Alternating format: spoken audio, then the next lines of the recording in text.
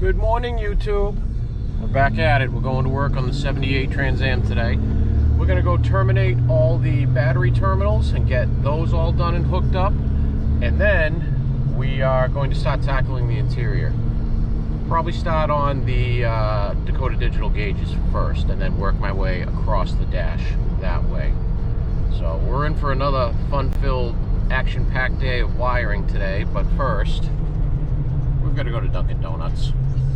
All right, since we last seen it, they put the dash back in, they got the center console in. I think that's it. Oh, door panels are on. That's true. Forgot about that.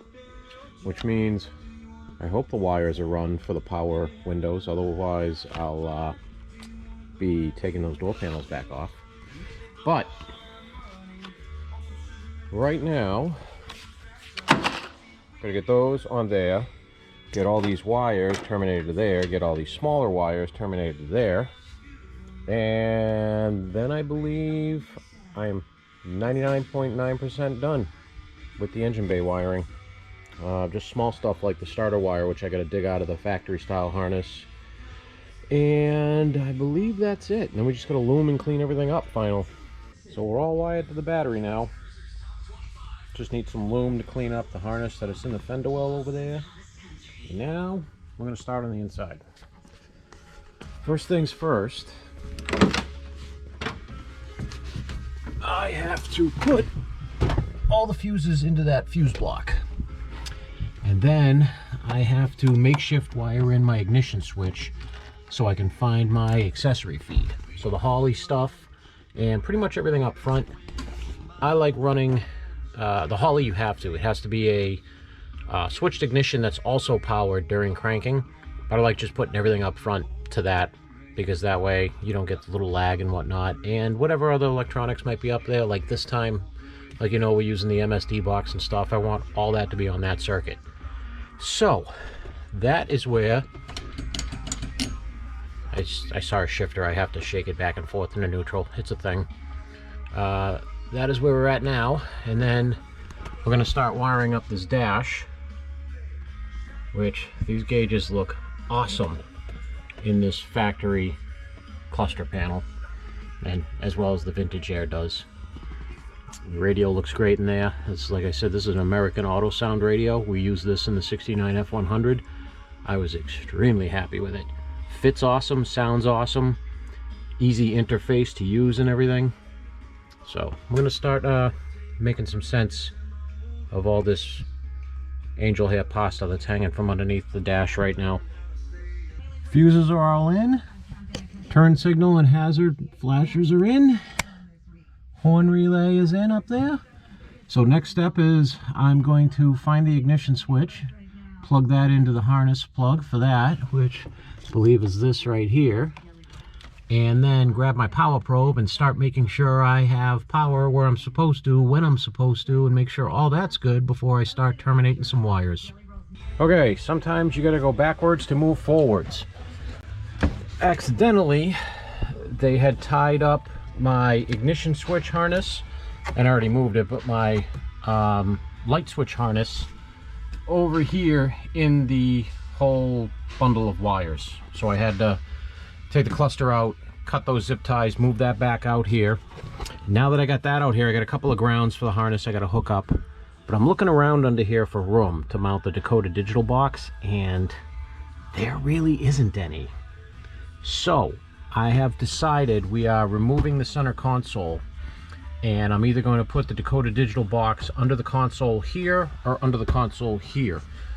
Most likely here, to keep the length of the wires down, and I won't have to run any wires past the shifter assembly. That's really, look, I did it again. That's a really nice machine billet shifter assembly though. It's kind of tall, but we'll see. So I'm gonna pull this center console out and start mocking up some mounting locations. So the console's out, and after taking a look, it would go nice right there, but over here there's a nice flat area for it to mount right there. Perfect. We'll mount it back about an inch back from here. There'll be plenty of room to run my wires out and around, and the entire front of that center console. This whole front section in there is all open, so there's all the room in the world for that. I'm gonna mount that down and we'll start doing some wiring. I've got these two black jacketed cables, oil and water, and then I'll just have to run some Cat 5 that comes from the cluster itself and a few other inputs into there, and we'll be good to go. All right, Dakota Digital is mounted where it's going to go. So these units are pretty easy to put in. Everything is pretty much clearly labeled what you got to put on. The clusters are usually just a serial display unless you're using old analog gauges, and then you'll have to pin each one out into these. But I mean, it tells you what you're supposed to have in here: your water sender, water ground, oil positive, oil sender, oil ground, and whatnot. I think the only thing I got to run up here actually is my fuel level senders, because they're still under there. Dimmer, you just plug that into your parking lights, so anytime your parking lights come on, it dims. If you have a fuel injected car that has a check engine option, you put that into there. You got high beam, left and right directional, 4x4 if it's a truck.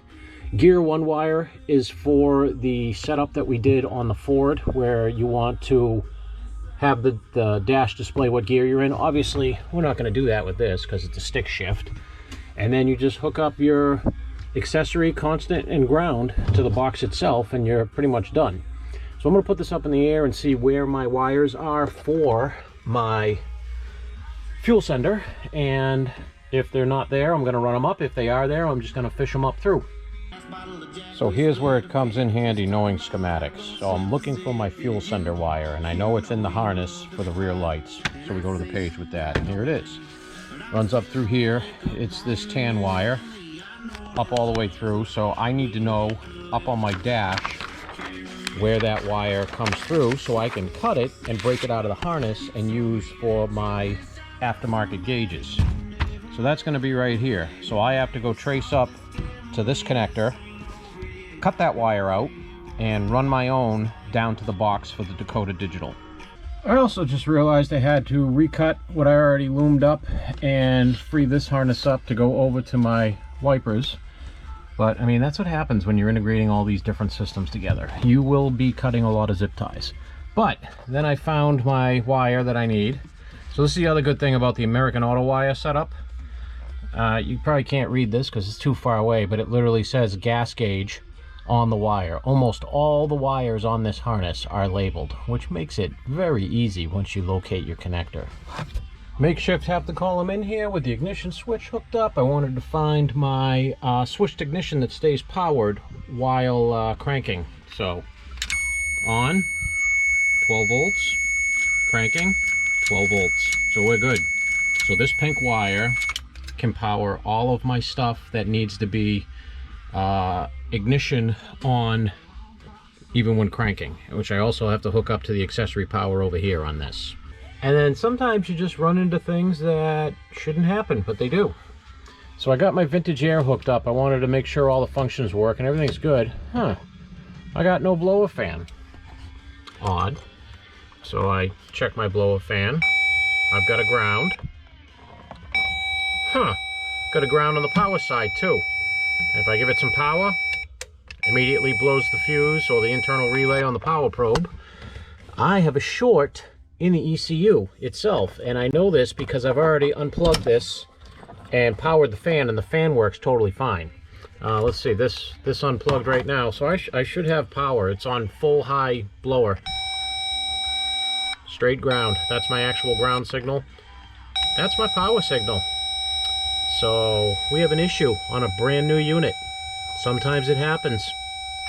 Well, fortunately, because we do so many of these, we had a whole nother 2 sets actually of vintage air kits over there, so I swapped the ECU in.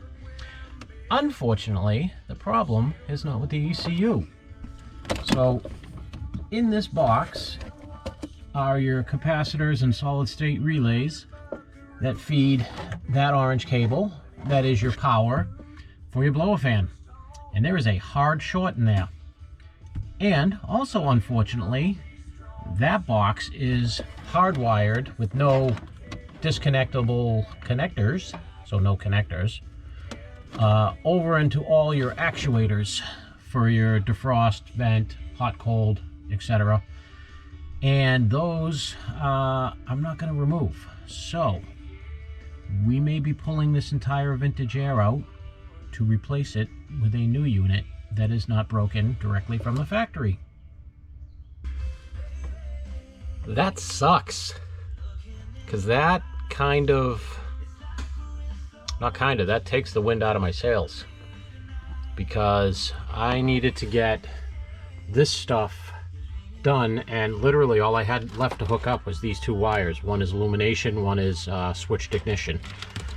And then I move in sections. I was going to move to here, get the radio all wired up.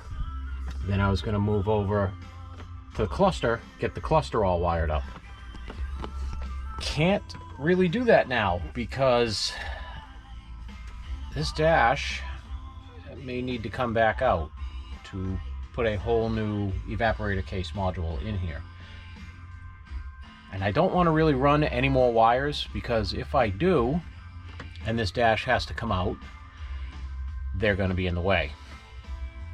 And I would rather not have to cut or remove and then reinstall wires. I hate doing that. So what we're going to do in the meantime is I'm going to run my power and ground to my Dakota Digital box, and also the pink wires, my ignition feed, ignition on feed. Also like running wires like that, color coded. Red always, you know, of course, is power, black is ground. I like using pink for ignition feed, just so down the road, if anything happens, I know what wires are what and I can do them. I know a lot of guys, I've seen these wired up where they use one color wire for all this, and looks super neat and nice because it's all one color, but you know what happens after that? Then you have 35 red wires running up through a harness into your dash, and you don't know what the hell red wire in your dash is the one that's the one, say you're looking for this one.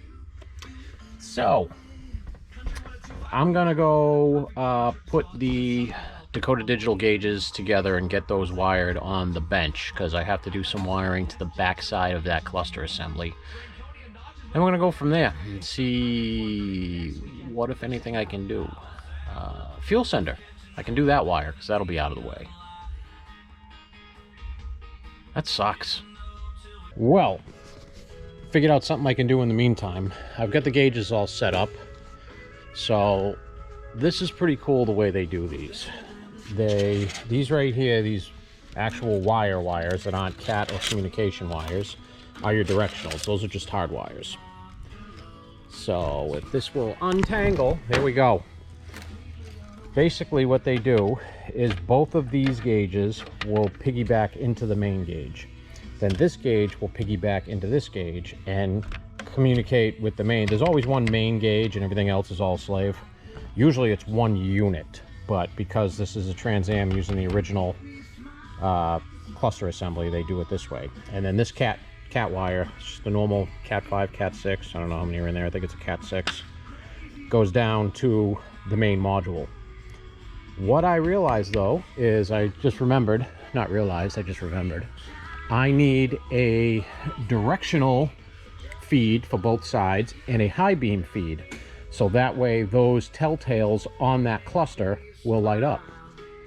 So I did a quick look on my schematics once again. Here they all are right there. They're all off of that same connector that my fuel level sender feed is off of. So I can just tap right into those as well and run those down to the box. So basically, even though I'm screwed because of that vintage air box, I can run almost all of my inputs down there. The only two inputs that are going to be a problem with the vintage air, like I said, I need to put a 12-volt ignition switched on there to power it up, and lights. And lights will go to the dimmer, because that's going to be my parking light signal coming off of the switch, goes into that, which all of these two modules here, the radio and the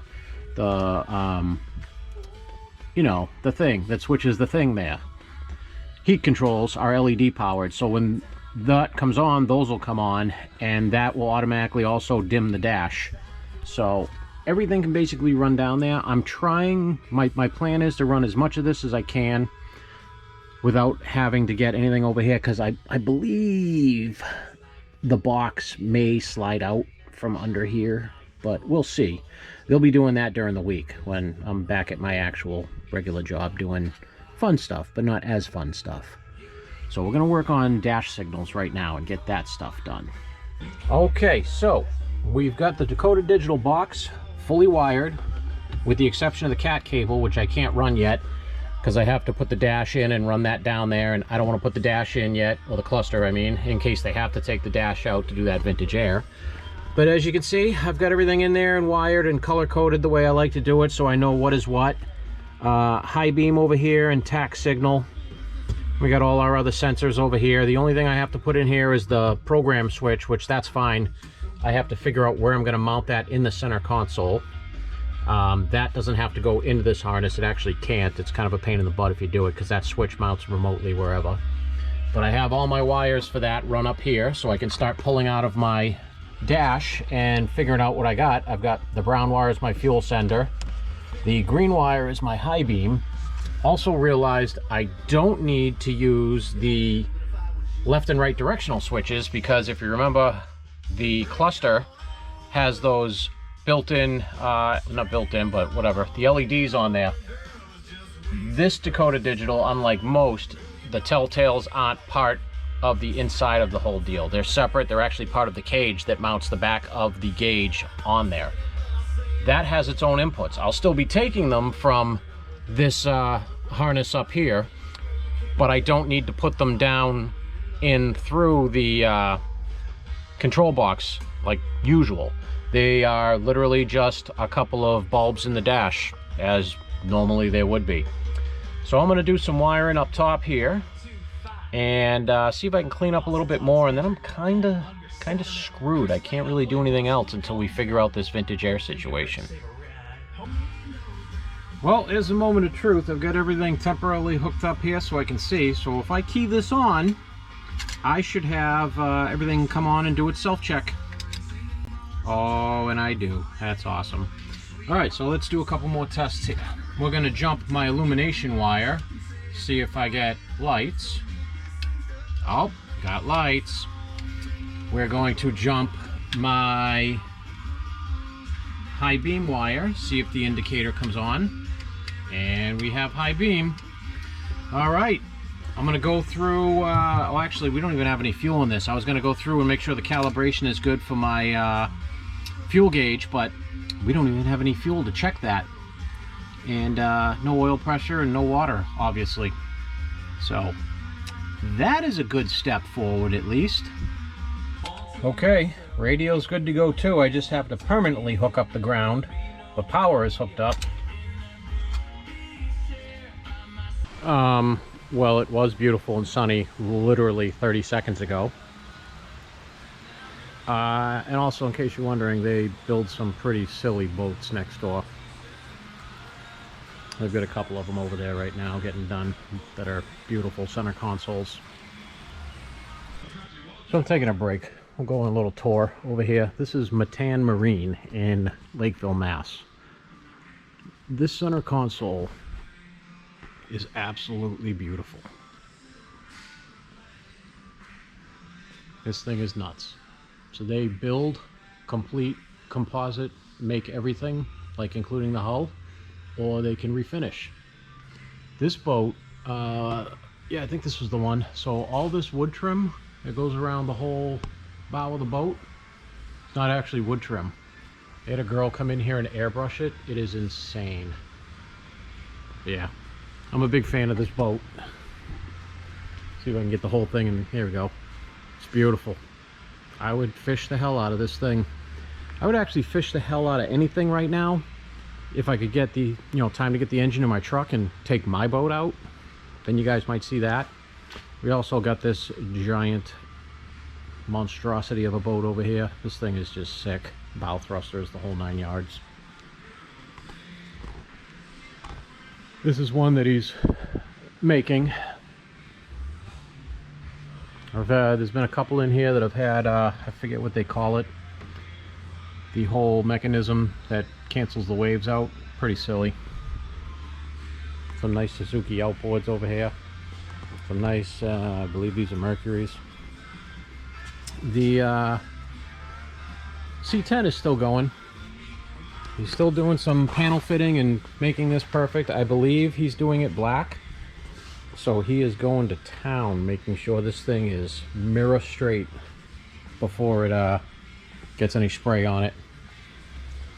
But such a cool looking truck. It's going to be awesome. He built this custom hood hinge or hood release that I'm not going to pop it up because I'm not sure if he's got it all bolted in or not, but put a spring hinge in, or a spring latch in there that it doesn't come with factory, so it pops it completely up. But moving right along on this one too. It's going to be cool. He's doing all his panel gaps and stuff right now. Can't wait for this one to be all done and ready to go. Well, I've checked all my stuff I've done today. It's just dawned on me that since I've gotten temporary full power hooked up, I haven't checked to see if my Holly and everything is wired in. So let's see. I'm going to reach down here and flip this key on. And we're good. Alright, so I'm going to throw a start tune in this thing and make sure everything's good and the fuel pump primes. Alright, tune is in it. Let's see if we can hear this fuel pump. I don't know if you can hear it, but I can hear it. So that's good. Let's see if we got a TPMS signal now that the tune is in it. We'll go for sensors. And we do. Does it read? Yes, it does. Alright. Another step closer. Also figured while I'm out here, might as well see if my starter signal over there, that purple wire, powers when it should. Oh, it does every time I hit the key. Alright, so you know what? That's one thing I'm going to do right now then. Since I'm kind of stuck, I'm going to wire... I already got my main battery power to the starter, but I don't have my starter turn-on signal ignition switch. So here we go with that. Well, every time I look at that door and I'm like, yeah, I think I should go. And then I'm like, oh, let me do this one little thing still. And I did, and now this happens. It's not going to start because there's no fuel in it yet, but I decided to hook up the whole crank circuit and get that done. I'm going to see if I can find some fuel. Maybe we can get this thing fired up today. So I decided, because I want to make sure my ignition wiring is all wired up correct, we're going to give her a little starting fluid. And I want to make sure my spark, my pulse signal, sorry, is all correct and ready to go. So let us see. Probably move this out of the way in case there's a fireball. Here we go. All right. So that means MSD is correctly wired into the Sniper. Sniper is correctly wired. Ignition system and starter and blah, blah, blah. That's all correctly wired. Now, we're gonna make some power steering lines. Got to get some coolant hoses on this thing. Got to get the coolant temp sensor in it. Fill it with coolant. I filled it with oil before that. It's very close. You know, of course, get an exhaust and get an O2 sensor in it as well. But got a good amount of stuff done today. I also decided to wire up. We know the gauges worked, but I wired up the dimmer switch. I don't know if you can see that going on and off, but that's all done as well. So I've got my 12-volt ignition sitting here waiting for once that vintage air gets fixed so I can hook my 12-volt into that. And then this yellow wire right here is going to be, or it is, my illumination wire, so that can be the other wire into there for the to light the display up on that. But I mean, that's a pretty let me shut this off. That's a pretty triumphant day. That's a good amount of work done today, actually, on my day off at my second job. Are we serious with this? Since I last recorded the rain, it was sunny and rainy out an additional 2 times. But we did get a bunch of stuff done today. Starter completely done. Engine cranks and runs. I just need to get some fuel in it. Cluster completely wired, calibrated. Holly and MSD completely wired and calibrated. Just need to get some fuel in it so I can run it for more than 2 seconds. Need to get an exhaust on it too for the O2 sensor. Lot of interior wiring taken care of. Not too much to actually show, just because most of it is hidden up in the dash, but I'm still, even with the faulty vintage air that took the wind out of my sails, I mean, I could have had the entire dash done, like everything inside basically, except for the power windows wired, if it wasn't for that. But stuff happens. You go through it. You just make it work. This one, thankfully, has a deadline, but not a crazy deadline like the Barrett Jackson cars. This is just a customer car, and we'll get it together and get it going. Got the wind taken out of my sails, like I said, by that vintage air, but I put right back in again once we got that thing cranking over and actually got it to fire. So that was very, very good. So now I'm just on my way to my brother's house. He's been babysitting 2 of my dogs while the house got inspected, and that'll be it. I'll figure out some stuff for next weekend. Maybe I'll finally have a chance to get the engine in my truck. We'll do some videos on that. Then we'll get some fishing videos out there.